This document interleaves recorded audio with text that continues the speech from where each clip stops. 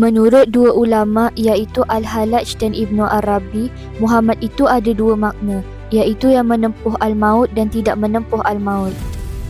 Yang menempuh al-maut ialah Abdullah bin Abdul Muttalib, sementara Muhammad yang tidak menempuh al-maut ialah Muhammad yang bermakam di kalbu mukminin.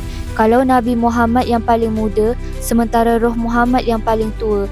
Nabi Adam manusia pertama yang terdiri dari 4 unsur, tanah, air, angin dan api, yang datangnya dari Nur Muhammad. Setelah diciptakan Adam, kemudian diluncurkan Nur Muhammad ke jasad Adam, barulah Adam hidup. Setelah Adam wafat, Nur Muhammad berpindah kepada Nabi Nuh. Kemudian setelah Nabi Nuh wafat, Nur Muhammad pindah kepada Nabi Ibrahim. Setelah Nabi Ibrahim wafat, Nur Muhammad berpindah kepada Nabi Ismail. Setelah Nabi Ismail wafat, Nur Muhammad berpindah kepada Abdullah bin Abdul Muttalib, iaitu bapa Nabi. Jadi Nabi bernama Muhammad dan roh baginda pun bernama Muhammad. Jadi sekarang Nabi Muhammad sudah wafat, roh Muhammad berpindah di kalbu mukminin, iaitu dalam diri kita.